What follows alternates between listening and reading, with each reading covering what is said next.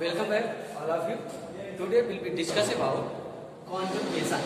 ठीक है, आज का जो डिस्कशन होगा वो कंजुगेशन पे होगा। इससे पहले हमने लिया था ट्रांसफॉर्मेशन और ट्रांसडक्शन पे, जिसके माध्यम से हमने यह बताया था कि डीएनए ही जेनेटिक मटेरियल होता है। ठीक है, तो आज का जो होगा वो कंजुगेशन पे होगा। प्रश्न क्या है? How to prove that DNA as a genetic material. कैसे यह सिद्ध किया जाए कि डीएनए ही जेनेटिक मटेरियल होता है? तो कंजुगेशन के द्वारा हम देखते हैं। सबसे पहले ट्रांसफॉर्मेशन में हमने ये बताया था कि the direct transfer of genetic material from one bacterium to another bacterium. एक बैक्टीरिया से दूसरे बैक्टीरिया में जेनेटिक मटेरियल का डायरेक्ट रूप से ट्रांसफर कहलाना क्या कहलाता है? ट्रांसफॉर्मेशन कहलाता है। वही दूसरी तरफ दूसरा हमने जो दिया था वो ट्रांसडक्शन था। ट्रांसडक्शन में क्या था?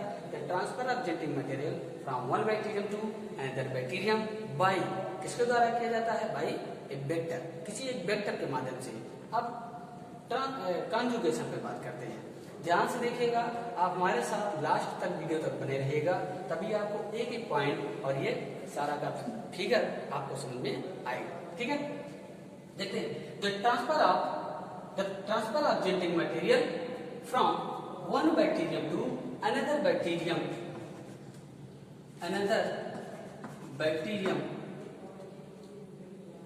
through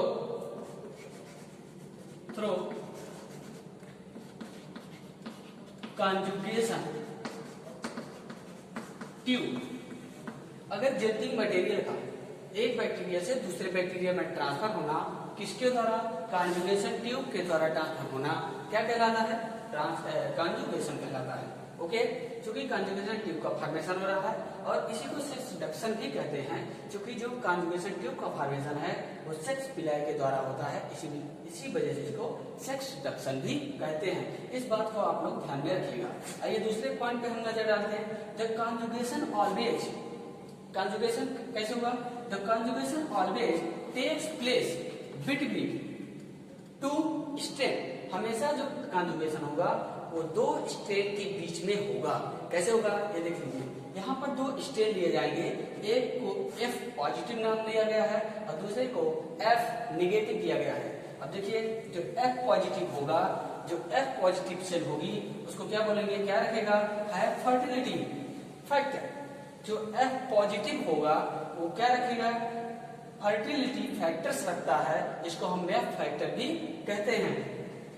इसी को और क्या कहेंगे? क्योंकि F पॉजिटिव है तो ये लाइक दैट बिहेव करेगा, मेल की तरह बिहेव करेगा, और वारिसी को डोनर कहेंगे। क्योंकि ये क्या करेगा?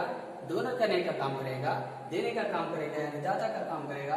इस वजह से इसको हम क्या बोलेंगे? डोनर और mail sales.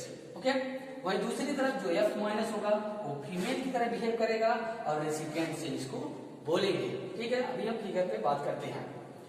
F cell higher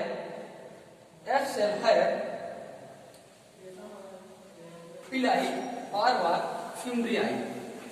जो F सेल होगी क्या रखेंगे? फिम्ब्रियाई रखेगी और इसी को पिलाई बोलेंगे, या फिर सेक्स पिलाई भी इसी को बोलेंगे। और क्या रखता है? Extra chromosomal double standard DNA. ये चीज अंतर है F निगेटिव और F पॉजिटिव सेल में। इतना सा अंतर है कि F निगेटिव में सेक्स पिलाई नहीं पाई जाएगी और F पॉजिटिव में सेक्स पिलाई पाई जाएगी। और दूसरा ये हो जाएगा कि F पॉजिटिव सेल में क्या पाया जाएगा? एक्स्ट्रा क्रोमोसोमल डीएनए, जिसको हम क्या बोलेंगे? प्लाज्मिड बोलते हैं। क्या बोलेंगे? प्लाज्मिड।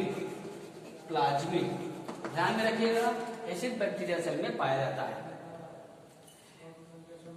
अब देखिए दोनों, यहाँ पे क्या है?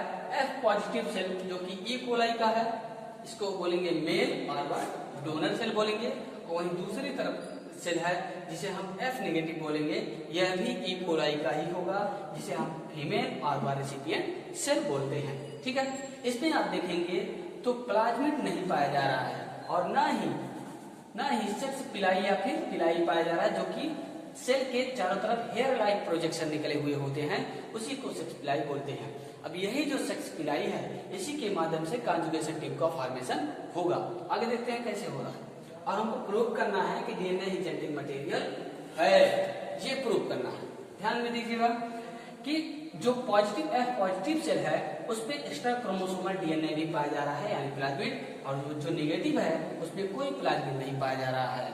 दूसरा, इस पे हेयर लाइक प्रोजेक्शन यानी सेक्स पिलाई नहीं पाई जा रही है और वहीं F पॉजिटिव में पाई जा रही है। आगे देखते हैं। अब क्या होगा, दोनों सेल एक दूसरे के पास आए, come to close each other.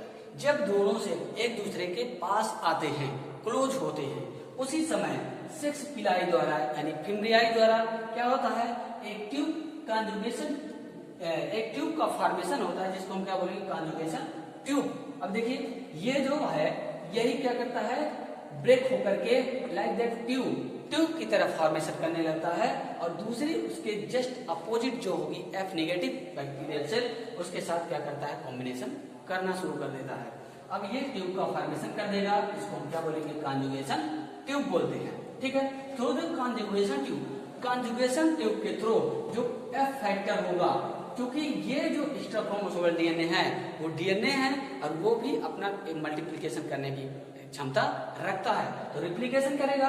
अब एक जो डीएनए का भाग होगा क्या कर देगा, रेसिपिएंट सेल यानी F नेगेटिव सेल में ट्रांसफर कर देता है थ्रू द कॉन्जुगेशन ट्यूब और कॉन्जुगेशन ब्रिज, कॉन्जुगेशन ट्यूब या कॉन्जुगेशन ब्रिज के माध्यम से उसमें ट्रांसफर कर देता है। जब ये ट्रांसफर कर देता है इसमें, तो क्या दिखता है, ये देखिए यहाँ पे ट्रांसफर होता हुआ दिखाई दे रहा है।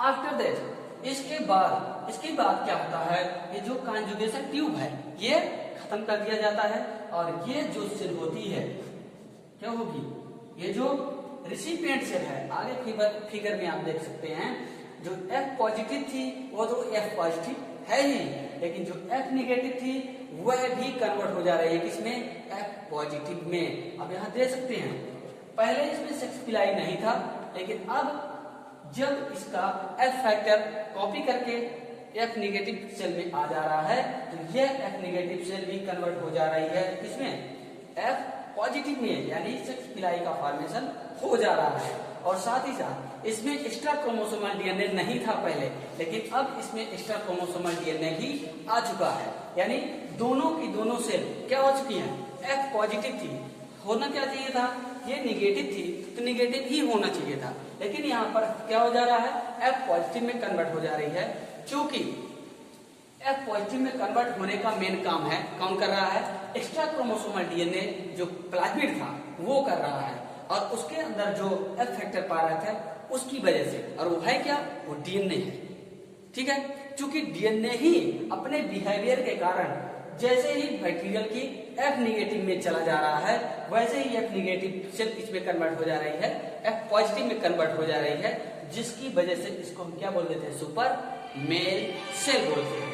ओके, और इन दोनों सेल को और एक नाम दिया गया HFR, HFR भी बोलते हैं, high frequency recombination, high frequency recombination. ठीक है, ये इसका फुल फॉर्म हो जाएगा, और दोनों सेल कैसी हो जाएंगी, सुपर सेल कही जाएंगी। ओके, तो ये था आज का कॉन्जुगेशन। अब आपको उम्मीद करता हूं कि समझ में आ गया होगा कि डीएनए ही जेनेटिक मटेरियल है या नहीं, आपको क्लियर रूप से समझ में आ गया होगा। और यदि आपको समझ में आ गया है तो हमारे वीडियो को ज्यादा से ज्यादा आप लाइक करें, शेयर करें, कमेंट करें, और जो लोग नए जुड़े हैं हमारे चैनल के साथ अभी वो लोग हमारे चैनल को सब्सक्राइब जरूर करें। धन्यवाद, थैंक यू।